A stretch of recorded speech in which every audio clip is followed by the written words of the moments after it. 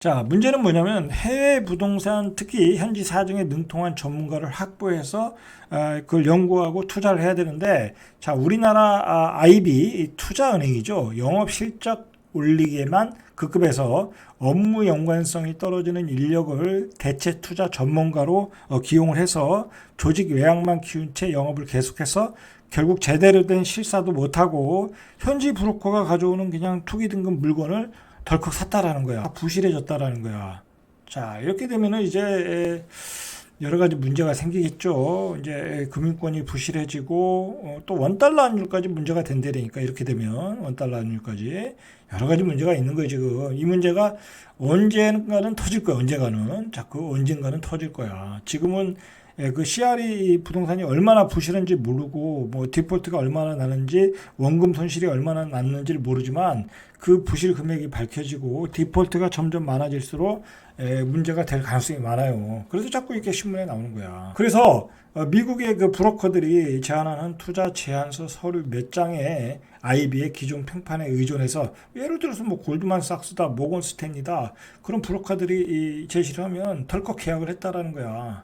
그런데 문제는 펀드 만기가 이제 대체로 5년, 6년 뒤에 끝나는데 어떤 일이 벌어질지 모른다는 얘기야. 자, 이게 펀드 만기가 되기도 전에 문제가 될 가능성이 있겠죠. 이 CRE 시장이 부실해진 거는 말 그대로 공실률이 치솟기 때문이야. 자, 불과 1년 사이에 공실률이 5%대까지 올랐다라는 거야. 글로벌 상업용 부동산 회사 쿠시먼 앤드 웨이크필드에 따르면 지난해 하반기 맨하탄 오피스 공실률이 18% 어마어마하게 높은 거예요. 지금 2013년 이후에 최고치라는 거야. 이 왜 이렇게 공실률이 나겠냐고.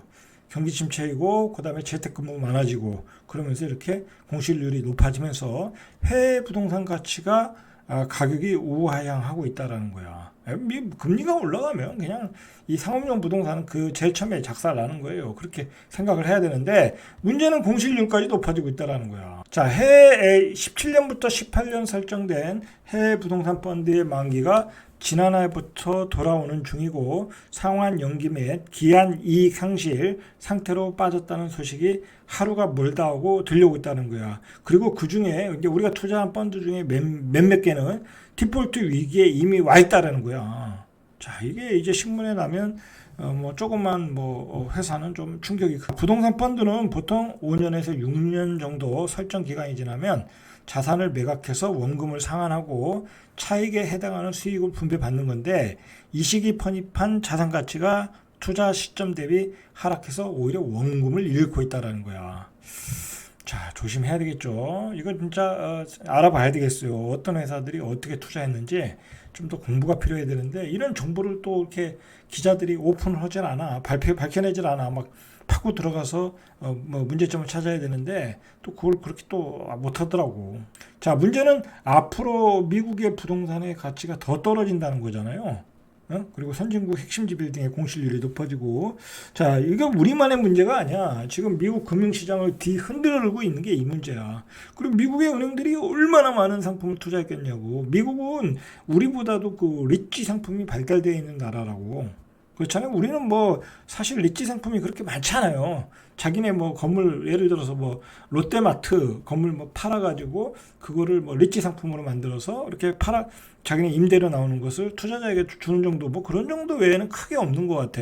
뭐 사모펀드에서 뭐 하는지 뭐 그건 모르겠는데 어쨌든 그지 않은데 미국은 굉장히 이런 펀드 투자 상업용 부동산에 대해서 펀드를 만들어서 거기서 나오는 수익을 가지고 리치 상품화하는 게 굉장히 많다고. 근데 그게 부실해지고 거품이 많이 꼈다라는 거지. 그 금리를 올리는 그 거품이 무너지고 있다라는 거지. 뭐 당연한 얘기죠. 당연한 얘기. 금리를 내렸으니까 버블이 얼마나 꼈겠냐고. 그러면서 그 버블이 깨지고 있다.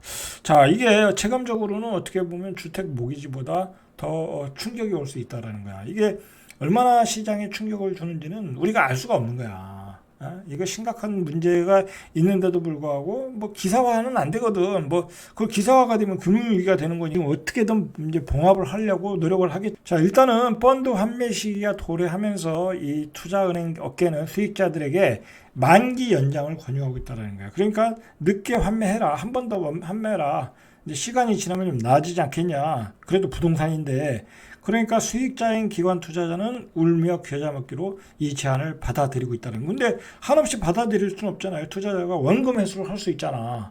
거의 불안하니까 무조건 원금 잘라. 그럼 어떻게 했어요? 그냥 손절치고 나와야 되는 거지. 무작정 버티기를 할 수 없는 상황이다라는 얘기예요. 그 얘기는 여기까지 하고, 또 오늘 나온 기사 중에 하나가, 중요한 기사 중에 뭐가 나왔냐면, 자, 이제 비규제 지역에서는 이제 다 시행이 됐는데, 이제 규제 지역에서도 소형 평수에 관해서는 당첨이 이제 추첨제가 더 늘어났다라는 거예요. 가점제를 줄이고. 그러니까 지금 규제 지역이 어디예요?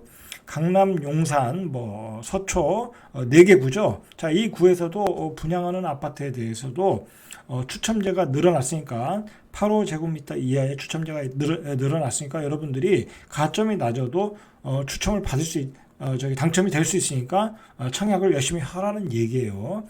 자, 4월부터 윤석열 대통령의 공약이었어요, 이거는. 자, 공약이었던 것을 4월부터 규제지역 중소형 아파트 추천제 공급이 시작된 규제지역에서 청약 가점이 낮아도 용산구, 강남, 서초, 송파에서 공급되는 전용 8.5제곱미터 이하 중소형 아파트에 당첨될 수 있다는 거예요. 여러분들 외곽으로 나가지는 않잖아요, 젊은이들이. 그러니까 젊은이들이 가점이 낮아도 이 용산구, 강남, 서초, 송파에 청약을 해라. 청약에서 충분히 당첨될 기회가 많아졌다라는 거예요. 요즘 젊은이들이 굉장히 청약 기회가 많아져서 주변에서 당첨되시는 분들이 많거든요. 그러니까 무주택이고 젊은 분들은 구주택을 비싸게 살 필요가 없어. 이렇게 청약 시장에서 받으면 그게 싼 거 아니겠습니까? 받으시면 된다니까.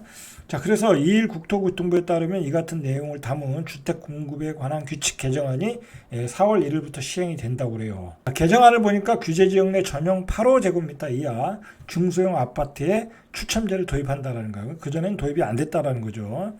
자, 지역은 이제 아까 말했고 강남 4구, 그리고 송파, 용산, 강남 3구와 용산구.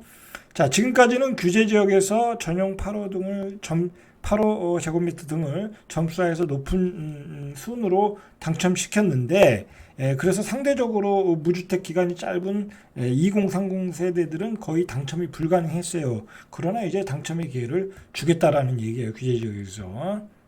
비규제 지역에서는 이제 가능해졌고, 그래서 앞으로는 추첨제가 도입돼서 규제 지역에서도 이렇게 청약 당첨의 길이 열린다라는 거예요. 그래서 전용 60제곱미터 미만 소형 평수에서도 추첨제 물량이 전체의 60%, 가점제보다 많다라는 거야. 그러니까 추첨은 60% 해주고 40%만 가점으로 가겠다라는 거야. 60제곱미터 이하에서도.